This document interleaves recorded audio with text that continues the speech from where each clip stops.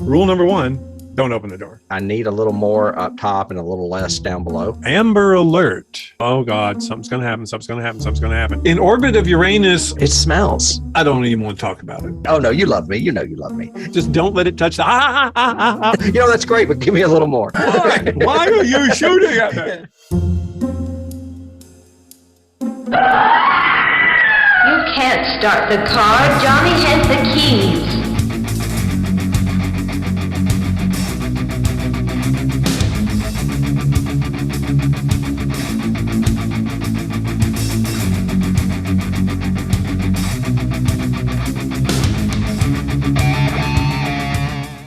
Hello, and welcome out there in podcast and YouTube land. We are so excited that you have stumbled, fallen, or somehow found Johnny Has the Keys, a podcast where two guys sit around. They talk about horror and science fiction, films, television, literature, key influences, hence the key title, on that particular topic, and things that topic then influenced our key references to.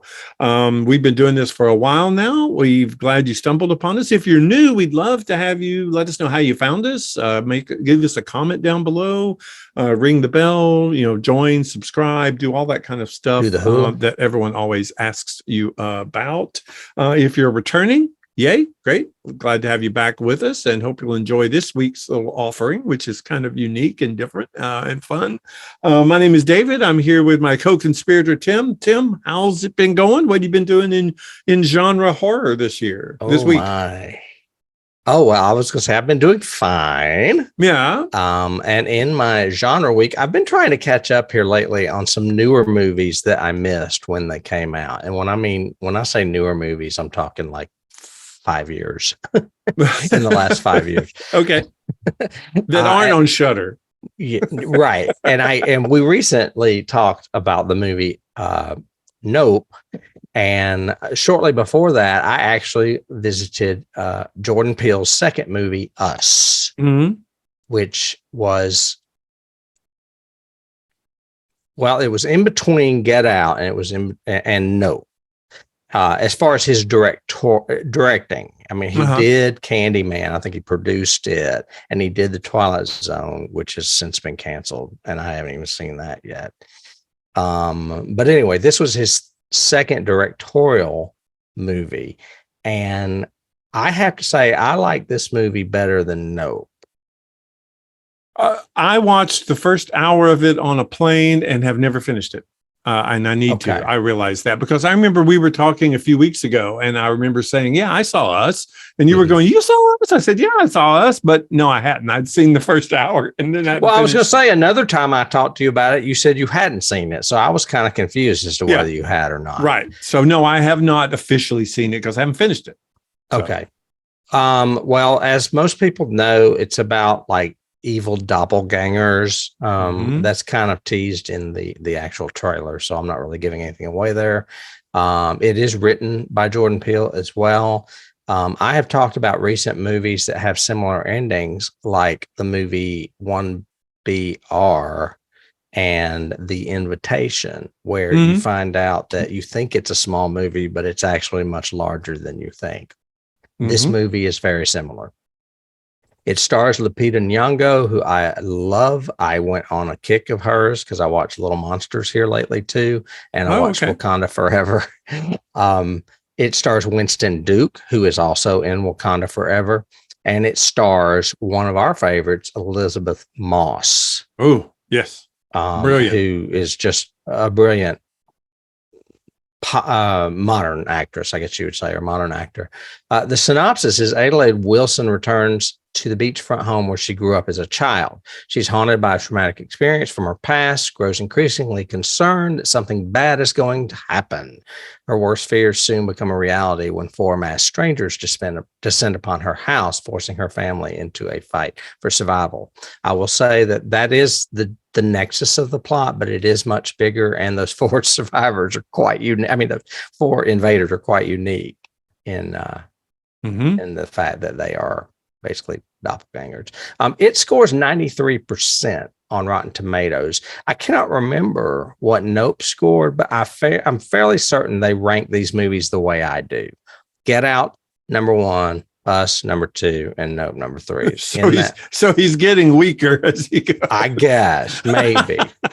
But I enjoyed it. It's on. I caught it on Hulu, so you guys may be able to see it on Hulu out there. But that's what I did in my genre week. Yeah, I've got to finish it because I was intrigued, but I was watching it on a plane too, which I never really like to do because it's, tiny screen, doesn't work for me kind of thing. But so I'll have to finish it and give you my opinion. But I do like Jordan Peele and what he's done. I think I liked Nope better than you did. So I liked Nope. It's okay. It's not great, but it's okay. It's good.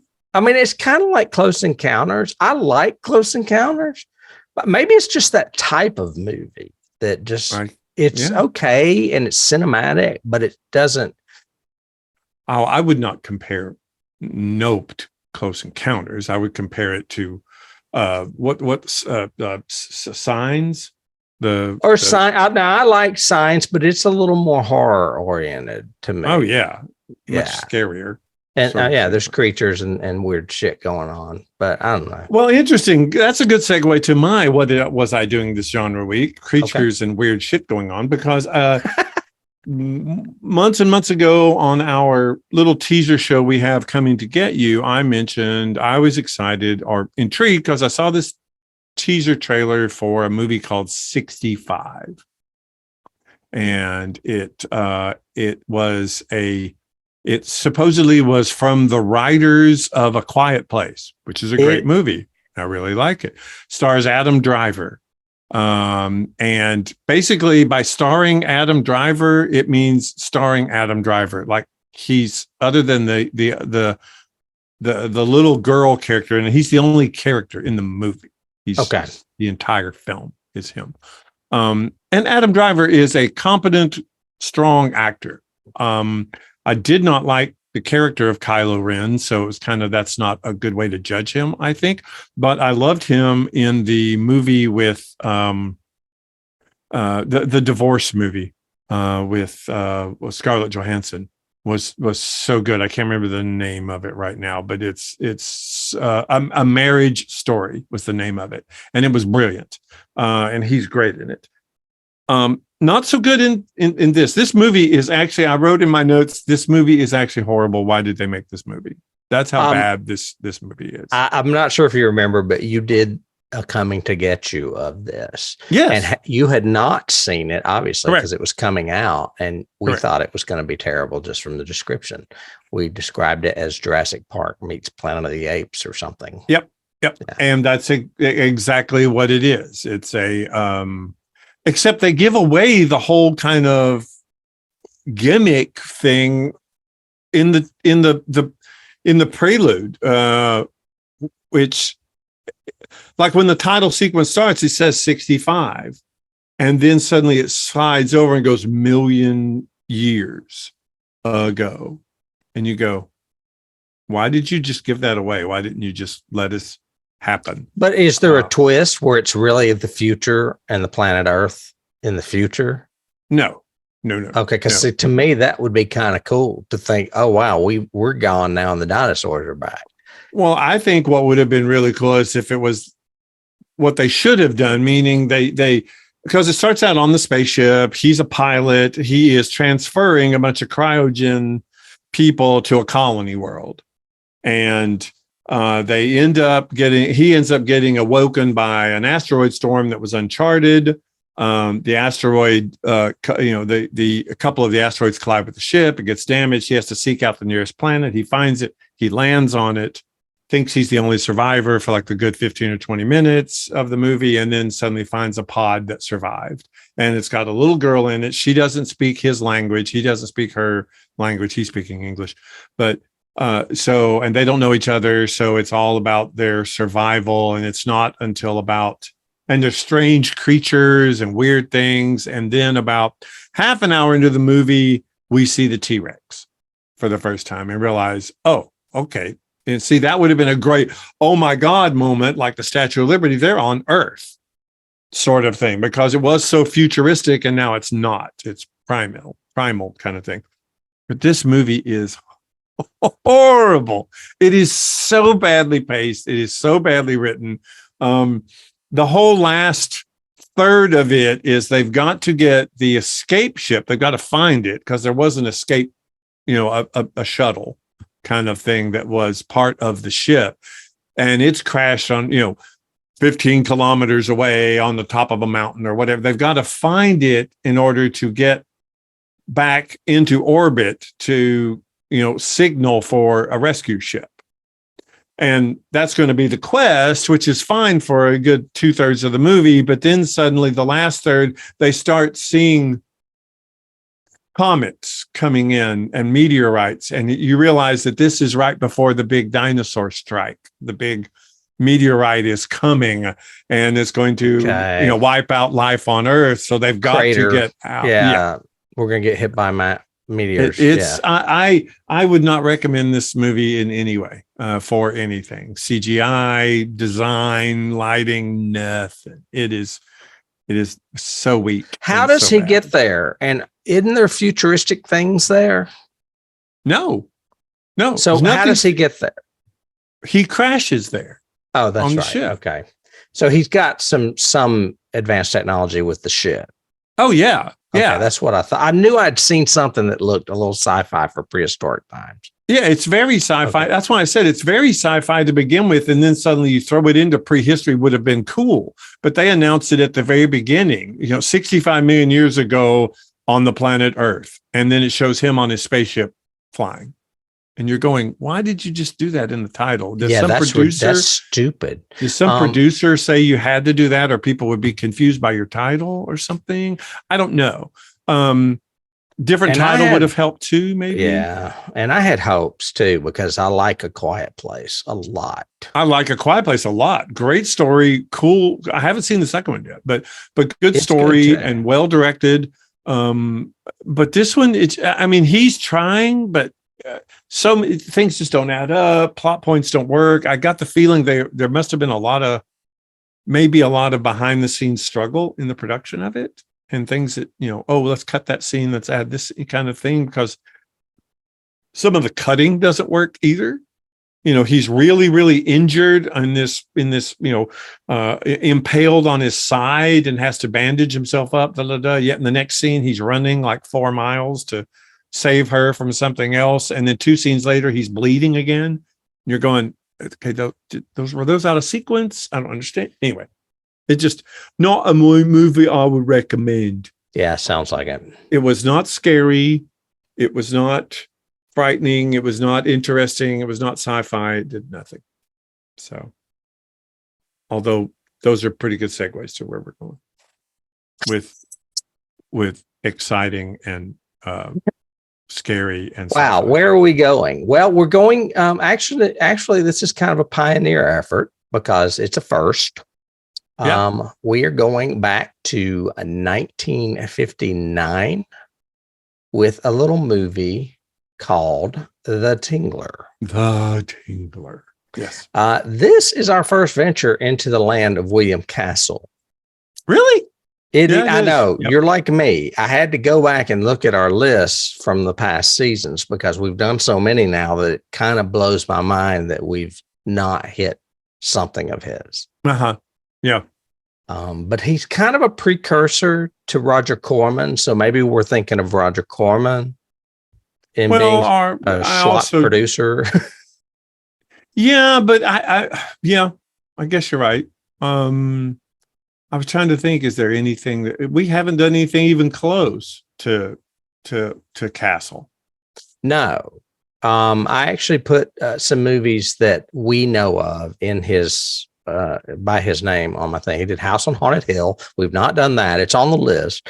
Yeah. 13 Ghosts, the one that you like, Mr. Sardonicus. Yep. Another one that you like, I Saw What You Did. You mentioned that a few times on here. Yeah. And one that I like called The Night Walker with Barbara Stanwyck. But he also produced Rosemary's Baby. So that is the one thing where we've said this is a William Castle film because it seems so odd that he produced such a big hit. And that could have been from a financial standpoint, obviously, rather than because that's definitely a Polanski movie. Well, he was obsessed with getting the rights from when he saw the novel or read the novel by Ira Levin. And that's how he ended up somehow getting the rights to do Rosemary's Baby. Yeah. Yeah. I mean, while we're on Castle, I mean, I'll say that except for I had not seen this movie before, by the way. Sorry, I had not. I had not either. But I will say that except for probably the last like 10, 12 minutes, it's very well directed. It's extremely well directed, I think. Just well paced. I like his lighting choices. I mean, it's very, one of my keys is it's very Twilight Zone sort of feel to it. You know, it feels like a Twilight Zone episode kind of extended kind of thing. But I enjoyed this movie. Well, one of my notes that I just read in large capital letters says, "This is science fiction." So no wonder you like it. Yeah. Yes, it is. It's not a. But I do think his horror elements are kind of unique and interesting. Yeah. You know, yeah. It's got a couple of good jump scares, I thought. Okay, I'll let you tell me about those when we get to it. It actually scores 78% on Rotten Tomatoes, so you're not alone in thinking that it's pretty decent. I'm just going to read this synopsis because I don't know how to theorize it or summarize it any other way. Okay. Dr. Warren Chapin is a pathologist who regularly conducts autopsies on executed prisoners at state prisons. I thought, that's a cool character. That's a great hook. Yeah. He has a theory that fear is the result of a creature that inhabits all of us. This is where the science gets wonky. His theory is that the creature is suppressed by our ability to scream when fear strikes us. He gets a chance to prove his theories when he meets Ollie and Martha Higgins, who own and operate a second-run movie theater. Martha is deaf, a deaf mute, and if she is unable to scream, extreme fear should make the creature, which Chapin has called the Tingler, come to life and grow. So using LSD to induce nightmares, he begins his experiments. There's a lot going on in this movie. There is. And I had heard of this movie for a long time. I know it's a William Castle movie. We didn't go into the fact that William Castle is the producer, director that also was the gimmick meister for coming up with gimmicks to sell movies. In this case, practical gimmicks, let's say it's practical gimmicks. So he wanted the theaters altered in ways that would help his movies be scarier. Right. And get people talking about them.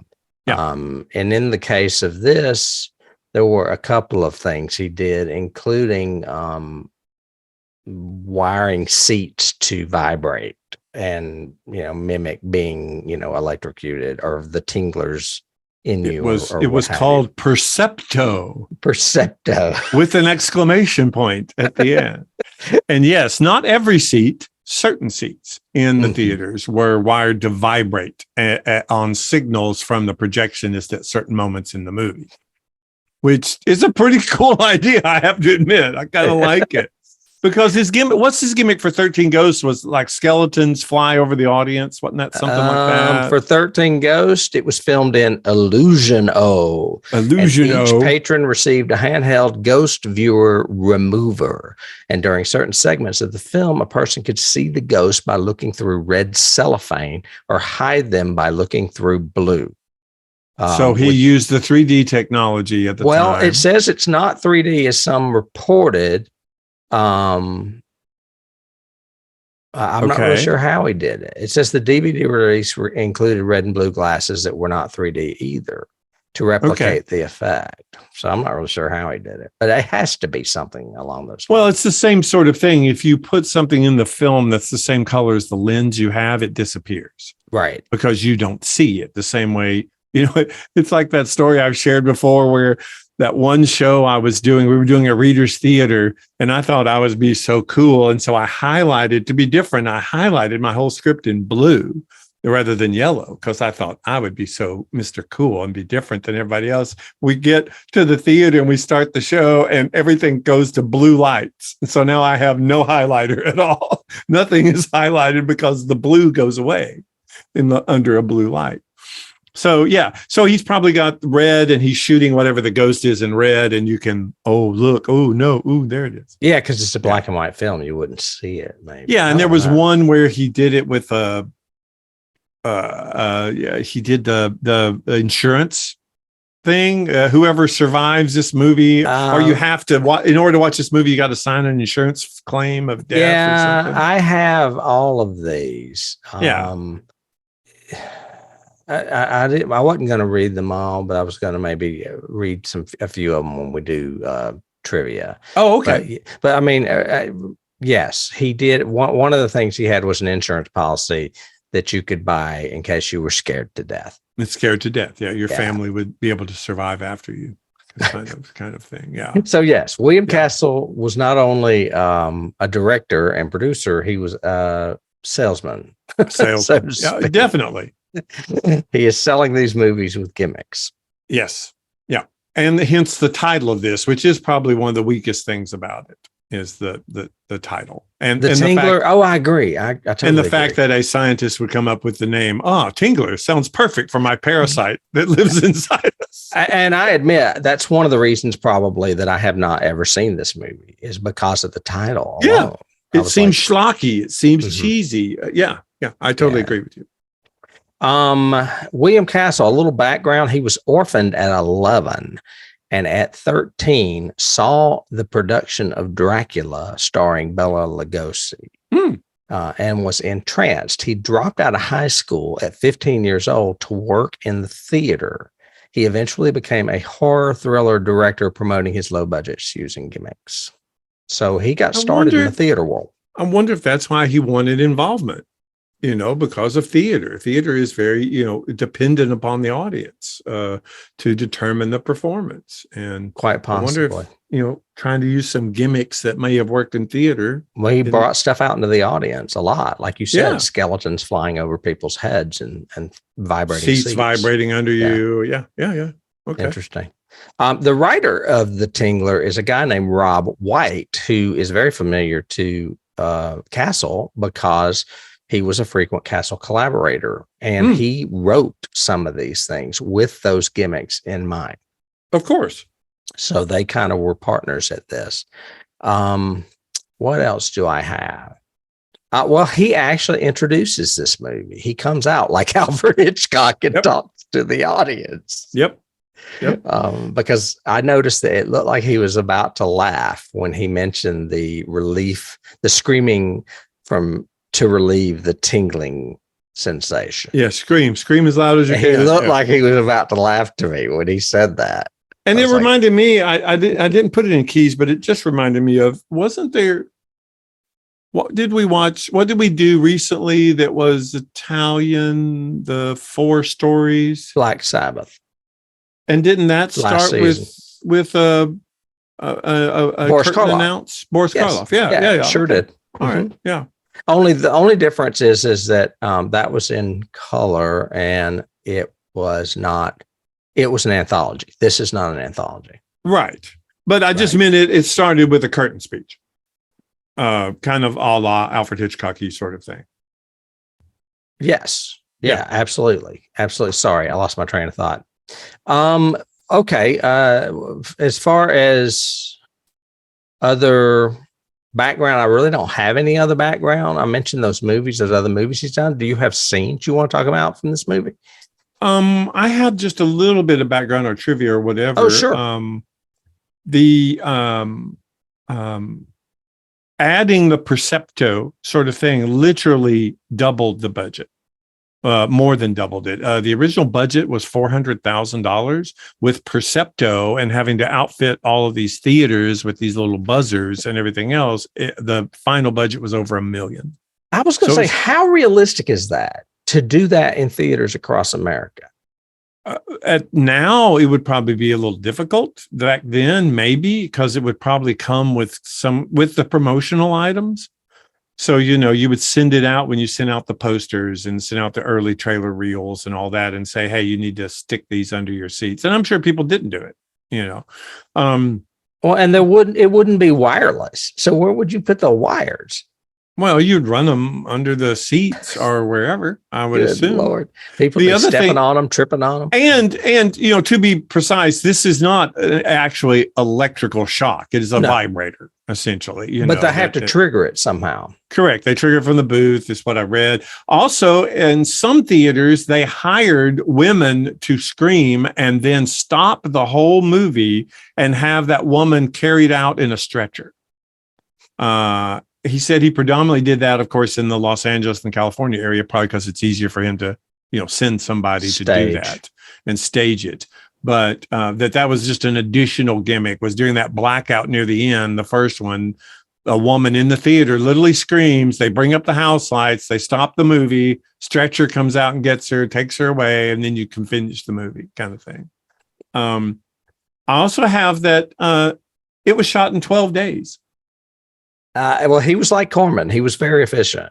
Shot in 12 days and released 2 months after it was completed, after principal photography. So, I mean, it was one and done. In, out, go, boom. and obviously the gimmick stuff must have already been thought out. Yeah. Because they can't just pull that out of their ass in 2 months. Well, no, they had to have the gimmick in mind because the whole last part of this movie is tailored to the gimmick. Well, and it's written in there too. Yeah. I mean, it's all written for that, which is the weakest part of it. Honestly, I do like some of the stuff where there's blackouts and just voices. I do like that. It just seems weird because he's talking directly to people. He's breaking the fourth wall kind of thing, which is weird. It is very weird. And the fact that the monster gets loose in a theater and then there's a blackout. So there's no light in the theater that you're sitting in. So it does. See, I love that concept. And that's when they're buzzing people. It's when they're buzzing.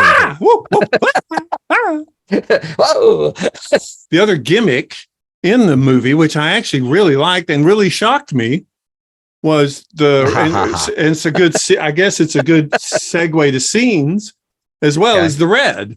The fact that you have the all of a sudden there's a scene being haunted. Color. Yeah, and there's not a scene in color. There's just color elements in the scene. So like the bathtub. Well, first of all, it's a sink, and the faucet, the running faucet is blood running out of the faucet, and it's red. Everything else is in black and white. And then she looks at the bathtub, and the bathtub has blood all in it, and a big hand comes out of it, like that picture behind you. Mm-hmm. And that really got me. I thought that was a cool gimmick. That was really neat. It was very inventive. It was very different. Really liked it. Doing some research on it, found out just like, I guess, and this is a huge key reveal too, but just like Wizard of Oz. Everybody always talks about the scene in Wizard of Oz where, Dorothy's holding Toto and she opens up the door and suddenly you see all the color and she walks out into it and she's in color now and everything else. And I've always thought, oh, wow, what a cool matte shot. And that's really interesting and everything else. But no, turns out doing research that was actually a color shot.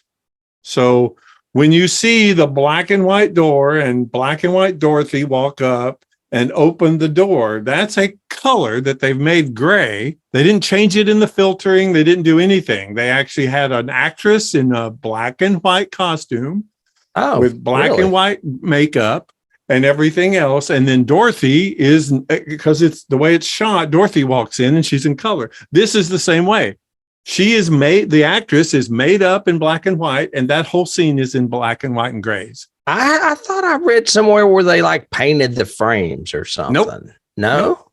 It is a color scene that has been made to look like that's why it looks, if you go back, because I went back after I read this, I went back and watched the scene a couple more times. It looks grainier. It looks weirder. It looks weird around the edges of the fingers. Like it looked blurry. And I thought, what have they done? Well, even around the edge of her face, like when she first is looking in the bathroom and everything else, it's because of this effect that they're using. They suddenly switched to color film stock. Interesting. It was very interesting. I thought that was, you wouldn't think you would go to that amount of prep for a schlocky little B movie. You know what I mean? Kind of thing. So I thought that was very, very interesting. Yeah. And the fact you just shocked me because that went to red and then it went back to black and white. Yeah. Scenes.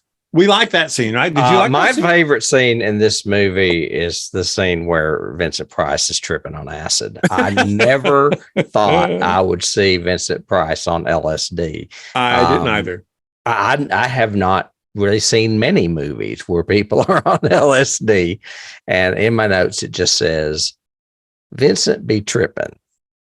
I've got Vincent be tripping. Then later on with her part, I've got she be tripping too. And found out this was the first reference to LSD in a major motion picture. Right. Yep. I did. I saw that as well. And I was like, okay. I don't know when Reefer Madness came out, but they acted like people were tripping in that movie, and it was just marijuana. It was just marijuana. Yeah. Right. Yeah. This was the first reference to LSD in film history, which I thought was interesting. Yeah. But I love that scene. I love when he's like, the walls are getting closer. And they're not. That's what I loved about it. Because I've heard that when people do hallucinogens. Yeah, I've heard too. That they see things, that aren't there. I loved him opening the window and saying, I can't get out. They're locked. They're locked. Yeah. He's really not overacting. Well, I mean, No. I guess he is, I guess, in the fact that I've never seen somebody have a bad trip, so to speak. But he is talking funny stuff as far as being in another dimension, so to speak. Well, but that goes to say Vincent Price is great in this entire movie. He is good in this. I think this is a really strong example of how good an actor he can be, to be as realistic and carry a scene where he's trying to name a parasite the Tingler, and we actually believe him or believe he believes it. That's great. It's good. He's very strong in this entire thing. I think so too. I have some notes, but they may be in with casting. But yeah, I mean, because we've covered quite a few of Vincent Price's. My other scenes. Another one of my scenes would be the fake out scene, the scene where he kills her and does the X-rays and everything. I thought, my God, now we are doing an Alfred Hitchcock movie. Right. Kind of thing. And then it turns out that it was blanks and he just, made her faint or fright to death or fright to faint. Well, it's very effective and very scary, or would have been to me as a child. But in retrospect, it's like, how the hell did he do all that? There's no way he could have done all that and been in all those different places. Oh, wait, thrown that axe. I think we're talking about two different ones. I was talking about the Vincent Price shooting his wife. Okay. Scare, which to me acted like a murder mystery, kind of thing. We suddenly have double indemnity kind of feel to it. Or dial in for murder. Murder, that kind of thing. And you're talking about where the other husband. I'm talking about where the theater owner scares his wife to death, literally. Right. And we don't know it's him at first, but like I have a picture of it. Like this corpse sits up in the bed and starts chasing her. Right. That picture to my left it doesn't have anything to do with it, but the one to the right where the thing is sitting up in the bed. Yeah. And then at one point she runs into a room and a closet door or something opens and a hand comes out and throws the axe. And it sticks in the table. I mean, all of that stuff was very effective to me and would have scared the crap out of me as a kid. Yes. But in retrospect, I was like, how did he do all that? There's no way he could have done and been in those two different places and in that mask. And in that bed, she just happens to walk over to the bed and it's got like obviously something lying under a blanket on it. Yeah.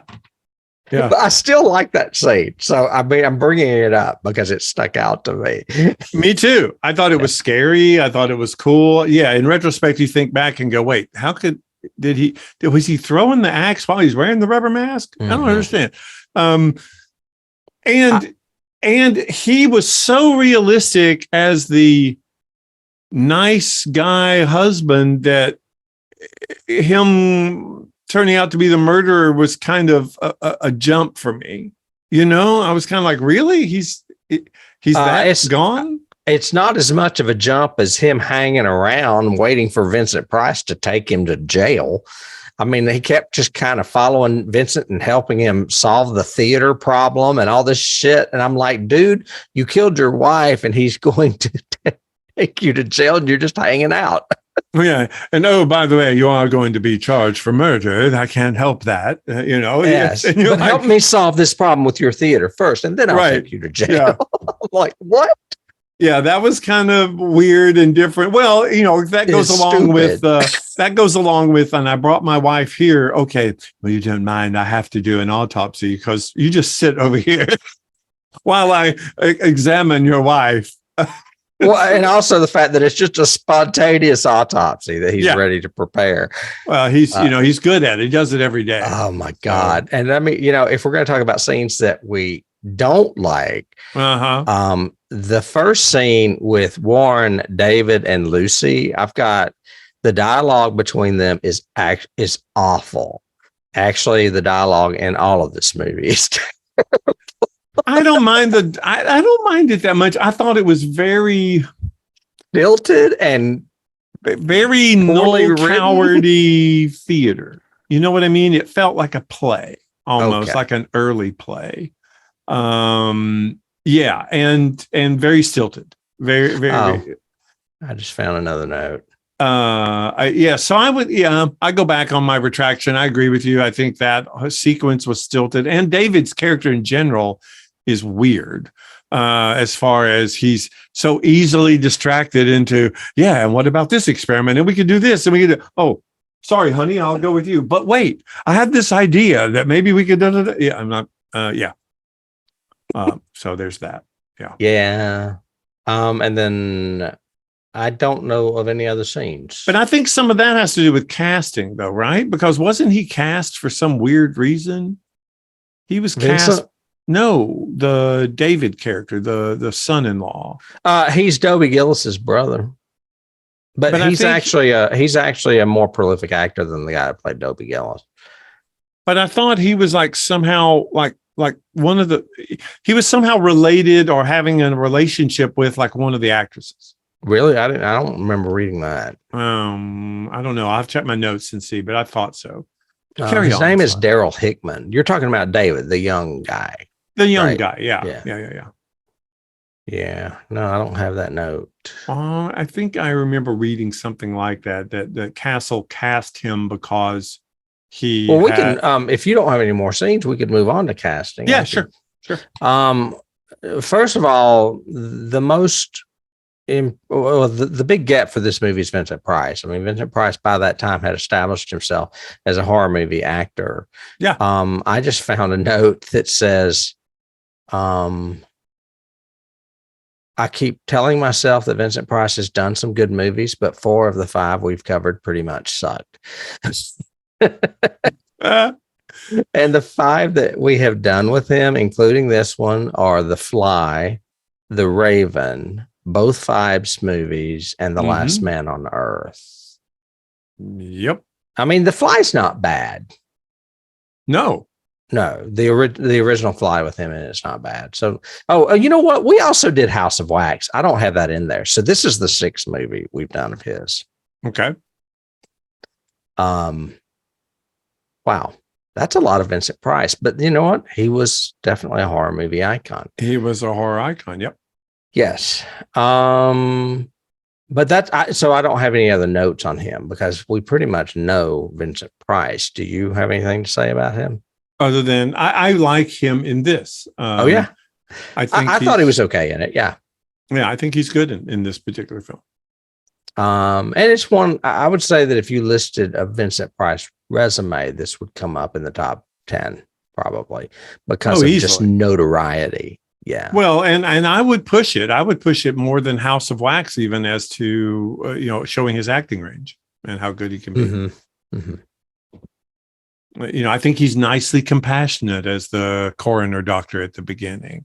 And then he gets jealous and then he has an acid trip and then he becomes scared. I mean, there's a lot of stuff that's very mature going on in this because it starts off with him seeing his wife being dropped off by one of her hookups. Mm-hmm. And she's clearly sleeping around on him. And clearly young Lucy knows this because they talk about it. And I'm this is kind of an adult movie for the time. And then there's an LSD trip. So I'm like, there's some pretty deep subject matter going on. Yeah, I'm wondering if it for got your average away horror with film. so much, if he got away with so much just because they thought it was going to be schlock. And maybe the censor guys didn't even read the script or Maybe anything, so. you Maybe know? so because Oh, he's doing one of those drive-in pitches. Let him do that. Yeah. And Reefer Madness, whenever it came out, I want to say in the 40s or 50s, was kind of banned for a while because it was thought too dangerous or whatever.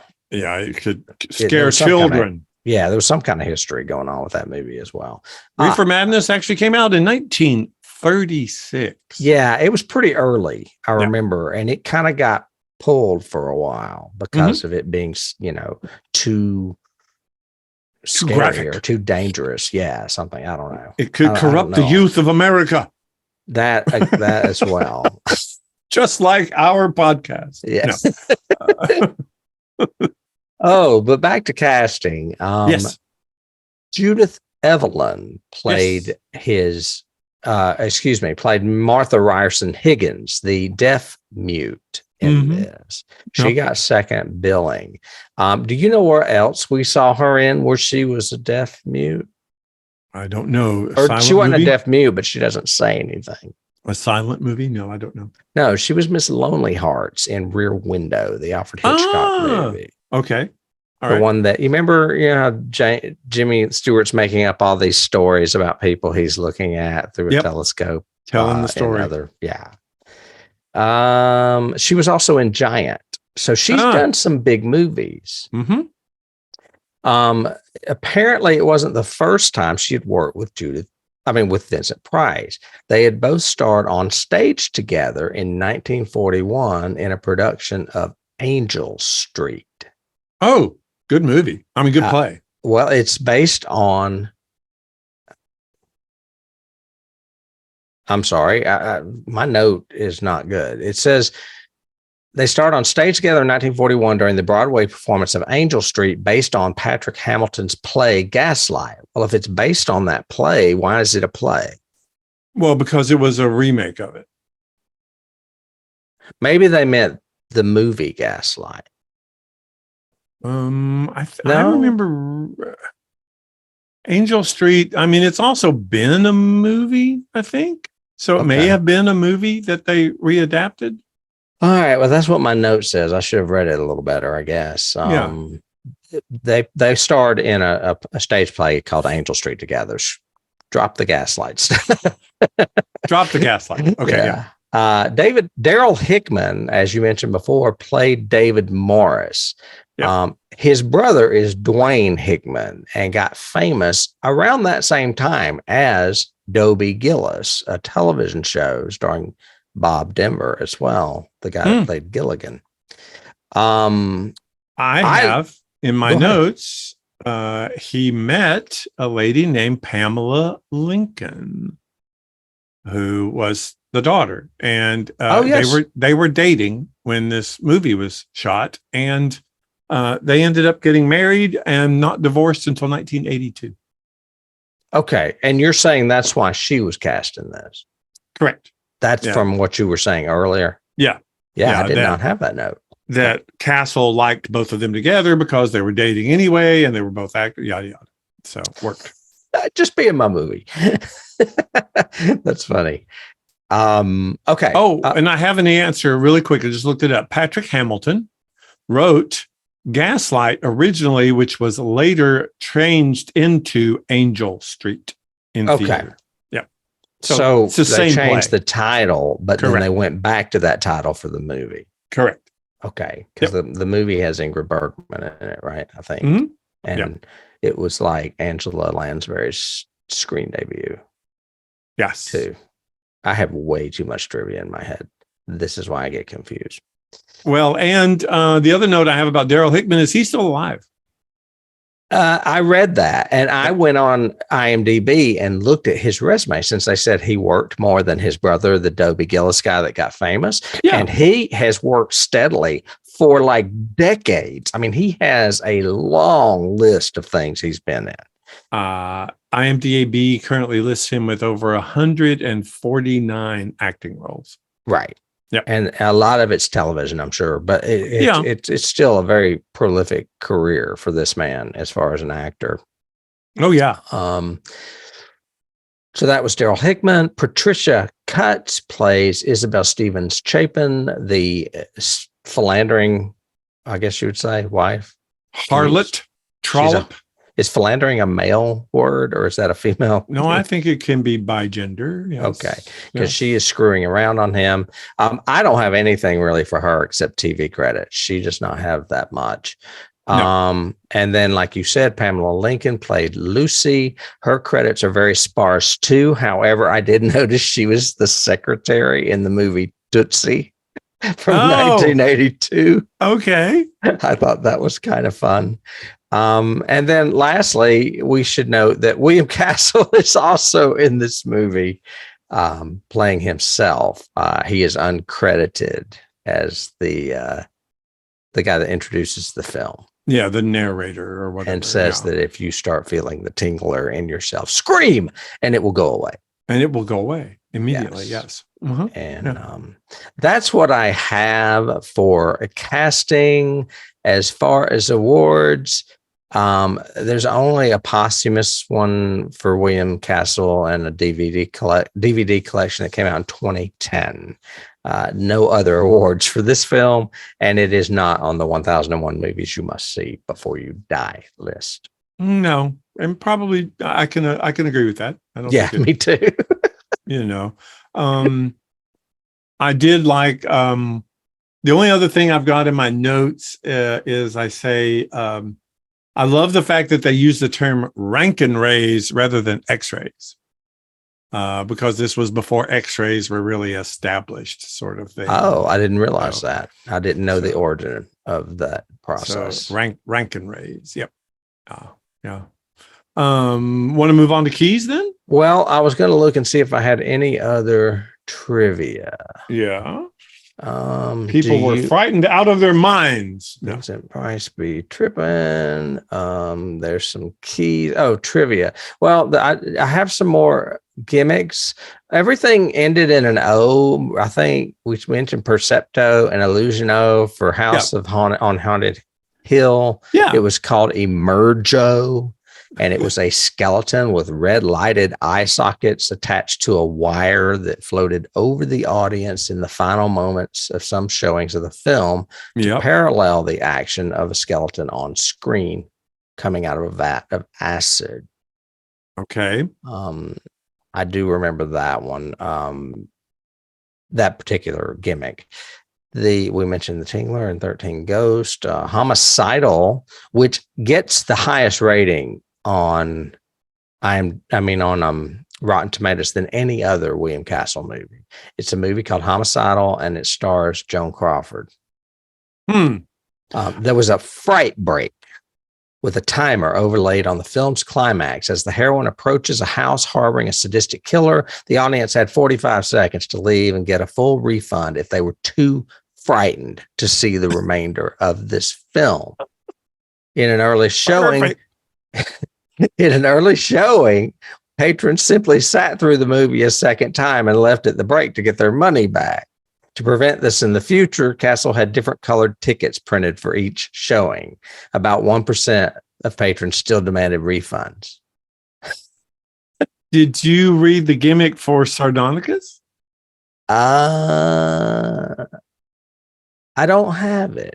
I don't think. In Mr. Sardonicus, according to my notes, they had a punishment pole. Yes. They were given a card that glows in the dark. And at one point in the movie, they can vote thumbs up or thumbs down for the punishment. I'm assuming it never changed the ending. It probably did. Vote. It was just a gag. Yeah. And that's one of the reasons why I'm glad we covered this movie today, because there is a very huge place in the history of horror movies for William Castle. And even though all of his movies weren't great, most of his movies weren't great. He is definitely someone that we should talk about. There's another one called Straight Jacket that also has Joan Crawford in it. I think she's in both of those. And In Straitjacket, advised by financial backers to eliminate the gimmicks, Castle hired Joan Crawford to star and sent her on a promotional tour to select theaters. So that's what he did instead of a gimmick with that one. I Saw What You Did was promoted with giant plastic telephones. Yeah, I don't see that so much as a gimmick as promotion. You know? Right. So, and apparently it probably evolved into that because of expense, would be my guess. And we would never review that for this show, just because it doesn't fall into either of our genres. But I do like that movie a lot. I'm going to have to watch it again. Straitjacket? No, I Saw What You Did. That's such a great movie. Oh, okay. So, all right. Yeah, that's pretty much, you know what? I had some other trivia. Hang on just a second. Okay. One of them was, it was something by John Waters. John Waters is a big fan of, well, he did Smell-O-Vision or whatever. He did. And I can't seem to find. Among his admirers is filmmaker John Waters, who wrote William Castle was my idol. His films made me want to make films. He is a god. Well, I wouldn't proclaim him that highly, but he definitely led to Waters doing a lot of the gimmicks he did. Of course. He did. I also have that he is Robert Zemeckis' favorite filmmaker. Zemeckis co-founded Dark Castle Entertainment, which was intended to remake Castle films. And that's why we have remakes of The Haunting of Hill. I mean, not The Haunting, The House on Haunted Hill and 13 Ghosts. And 13 Both Ghosts. of those have been remade. And that is a Robert Zemeckis production company. I had no idea. I remember the remake of 13 Ghosts is actually scary. Okay. It's weird, but it's scary.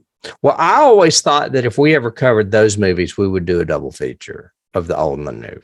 Oh, that'd be fun. Yeah. That'd be fun to do 13 Ghosts that way, because I've even seen recently petitions or people asking, do a limited series of 13 Ghosts, and each episode tells one of the ghosts' stories, kind of Haunting Hillish, you know. I get the Haunting of Hill House and House on Haunted Hill confused all the time. I say them the wrong way, but the House on Haunted Hill, I think it's higher rated than 13 Ghosts, but I can't remember. Yeah, I would think so. I mean, it was definitely more well known.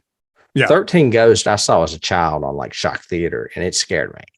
Yeah, I remember seeing 13 Ghosts as a kid, and the black and white was scary, but the new remake is really scary. I mean, because it's gorier, it's more horrific. Yeah. Well, if I haven't paired them up on the list, I will do that. I think I did already, though, maybe. Yeah, that'd be fun. That's probably a good segue, because I don't have many keys, and that technically is a key, because those sequels were keys, because Zemeckis made them based upon these original movies. Of course, of course they were keys. I have Hitchcock, of course, from the very opening. That is such a Hitchcock opening. And Castle later on in some of his teasers and trailers was the same way. He did like the trailers with him sitting in the director's chair and then turning around and talking to the audience about, my next movie is going to have, blah, blah, blah. Very Hitchcock to me. Yeah, I agree. I have Alfred Hitchcock as a key as well. I lifted this from IMDb, but Hitchcock has said that he decided to make Psycho after noting the financial success of these 50s B movies by Castle and Roger Corman. That makes sense. So, and that, he did go back to low budget and black and white and made a classic. Yeah, he's going back and forth. Look at that noise. Mm-hmm. I've got classic keys. Of course, I've got Jekyll and Hyde. This is a really kind of Jekyll and Hyde feel with the professor trying his own experiment kind of thing. Mm-hmm. It doesn't have the results of Jekyll and Hyde, but it's that same kind of thing. And then I've got The Fly, not just the reference, because there's some line where he says, my arm felt like it was in a hydraulic press, and I went, just like in The Fly. Just like in The Fly. That's hilarious. But he also, again, a scientist who experiments on himself. He has his own lab in his his house and he's estranged from his wife because of it.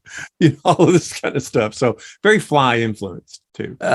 Totally agree. You may have a better example than me, but I came up with The Shining as far as the blood reference. Yeah. What's another one where blood is coming out of faucets, or in The Shining it's coming out of an elevator? Well, the most recent I can think of is It. The remake of It. You're right. There is a good scene with that whole bathroom freaking explodes in blood. So yeah, there's that. So that may be better than The Shining now that I think about it. But both of them are good references to the effectiveness of a shot with blood that is really impactful in the story. Yeah, means a lot. Yeah, so I would agree with both of those. Okay. I think both of those are good. I've got. Keep going to black and white. I'll save that one for later. Oh, I have a trivia thing. It says the mask. It's a trivia thing. The actual design of the Tingler was inspired by a rubber worm that special effects artist Jack Dusick had just laying around, and Castle saw it and had him modify it to become the Tingler. So that's kind of a trivia thing. Since you mentioned that creature, mhm. we really didn't talk about it a lot, but there is like a monster creature in this movie that literally is removed from somebody. And I have Alien, because basically there's a monster inside you that is coming out. Yep. It just happens to look like a giant centipede with big pinchers on the end. It looks like a Star Trek bug. Well, that's exactly one. My key I was laughing about was Wrath of Khan. It looks like the earworm in Wrath of Khan. Okay. Because it has the only indigenous species to Ceti Alpha 5. It's the clicker thing. They're young, burrow in the ear. Anyway, you mentioned the creature. A creature actually scaring people in a movie theater is another movie we already covered, which was The Blob. Yeah, I forgot that's actually a very good key, because it's centralized around a scene in a movie theater. You mentioned Wizard of Oz. Yeah. So I'll put that in there. I don't know that I really have that much else. Well, I've got Frankenstein. Frankenstein also starts with a fourth wall break at the very beginning. You're absolutely right. So, and I want to say something else we saw recently did too. Well, we talked about Black Sabbath from last season. It does. Starts with a fourth wall speech. It's not. That's not what I'm thinking about. The one I'm thinking about is in black and white. Was it the Mummy? I can't remember. I don't think the Mummy does. Not Dracula? the one that I don't think. Maybe I don't think so. Okay. Dracula might. Now that I think about it, I can't remember, but Dracula might. Well, Frankenstein's a good example for a key, because we know for sure that he comes out and talks, because it's Dr. Pretorius, the same guy. I think it's Dr. Pretorius. It's one of the doctors. Yeah. Yeah. I've got a Castle has said the deaf mute was inspired by a character in Spiral Staircase. I haven't watched Spiral Staircase, so I couldn't comment on that. I haven't seen that movie since I was a kid, but I loved it. It's a good thriller. I thought it was a thriller. Yeah, it was like a murder mystery thriller sort of thing. But you just gave me another key by mentioning it. By mentioning the deaf mute, she reminded me a lot of the Agnes Moorehead character in the Twilight Zone episode. Zanti Misfits. Yes. Yeah. Yeah. And is that it called the Zanti Misfits? That's actually an Outer Limits episode, isn't it? Zanti Misfits is Outer Limits. You're talking about the episode of Twilight Zone where she's has no dialogue at all. She's the mute, right? And there's and she's there's a little robot terrorizing her, and because there's a UFO upstairs in her attic. Yeah, what was the name of that one? That was a good one. That was a good episode. Twilight Zone. That's the one where she's the deaf mute, right? Yes, I'm pretty sure. Yes, okay. Yes. And this woman reminded me of Agnes Moorehead, actually. Yeah, in the look and the frown and everything. I also thought I wanted to go back and look and research and see, because she's not doing ASL. I don't know what she is doing. I think they're making this up. I was wondering that. I did not have any way of knowing because I don't know ASL, but I was like, is that real? But it didn't look like ASL, so I don't think it was. I think they were just making sign language. That's not very politically correct. Not now. No, that probably wouldn't work. And I have one that I'm surprised you didn't get that I wrote down that said Tim will love this. I think this is a good key for body horror, like Cronenberg and Carpenter and everything else. I mean, it is. They're pulling this thing out of her. It ends up latching onto his arm. It's this whole fear of something inside you is going to come out and erupt kind of thing. So very body horror kind of key. Body horror / Cronenberg. No, I totally get where you're going with it, but it's also so wonky. I'm like, how would we not know that this thing lives on our spine? Well, but remember at this time, radon, I mean, there weren't even x-rays. They were called radon rays, and they were, they weren't really used a lot. So people didn't see inside the body a lot unless you did autopsies or stuff like that. So the thought of us having a parasite inside us that we didn't know about, that only emerged when we are engorged. Well, is it microscopic and grows? Well, evidently, yeah. His theory, I think, in that one scene, he was saying that it's small, and then as fear increases, it grows. So it feeds off of fear kind of thing, which is kind of like a Star Trek key, because Roddenberry was kind of obsessed with that whole entities that feed off emotion thing. So that might be a Star Trek reference too. Well, we had Star Trek Wrath of Khan already, but well, obviously it's implausible. Yeah, no, you don't buy the science in it. No, and I don't buy the ending of this movie at all. I think they just really, in my notes, it actually says, so he really didn't have an ending for this at all, did he? I can't even remember how it ended. How did it end? It ends with like the double blackouts of everyone stay calm, stay in your seats. It's okay, blah, blah, blah. And then we come back and he goes looking for the creature, but it gets away. And then it goes to a blackout again and people scream. And it's like, really? And that's how it ends? That's how you ended this, with this little weird kind of, it's escaped and don't be afraid. If the only way to prevent it is to scream. So yeah, there's that. I thought it was funny in the beginning when he was telling people to scream, that, or when it first I think it's when it first starts and it shows the floating heads screaming. Oh yeah. Yeah. That was great. He's going, scream, scream if you want to live. Yeah. Oh my goodness. Well, I don't guess I have anything else. How would you sum this? Sum this up. Again, I think that we both enjoy it for different reasons. I obviously like it a little bit more than you, as far as because I kind of appreciate the whole pastiche stick of it kind of thing. And I really like Price in it. He's not that older Price like Fibes where he's like just phoning it in kind of feel. But he's not trying to be melodramatic like House of Wax. He's very realistic here. It's a lot of theater chops. So I liked that part of it. We both agree that probably shouldn't be on the 100 movies you should watch or 1001, but it's still a fun thing to watch for the Castle-isms in it. And his whole, you can't talk about 50s and 60s horror movies or drive-in movies or B movies even without talking about him, the same way you can't later on not do it without talking about Corman. They were obviously keys to each other. And it's a good way to start off Halloween month because this is our October 2nd episode. And I wanted to have spookier stuff for Halloween. This is not necessarily scary, but I think William Castle ranks highly in the horror world as far as Halloween goes. And our October will be full of horror, so it'll be fun and good. I tried to pick them. And we want to thank all of you guys out there for listening to us ramble about this. Love to hear what you guys think. Did you like it? Did you dislike it? When was the first time you saw it? Have you ever seen it before? That sort of thing. We'd love for you, again, do your typical thing. If you ring the bell down there or subscribe, you'll get updates on all of our new episodes when they drop. We try to drop them every Monday and hope they're out and you can watch them on your podcast platform of choice. If you like us, we also would love to support the show. We would always appreciate some support.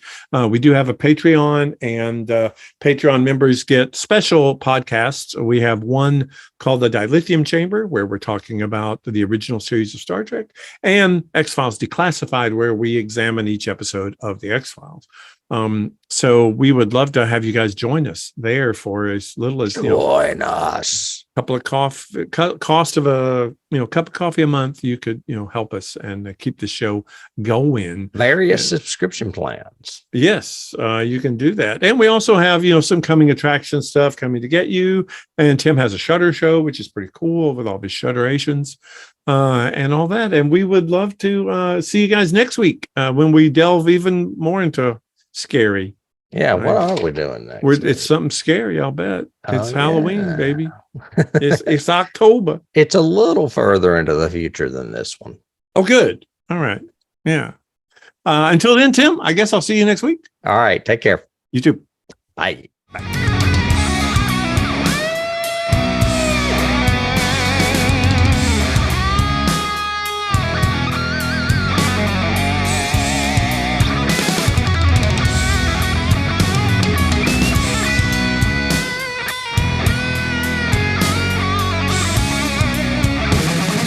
Can't start the car. Johnny has the keys.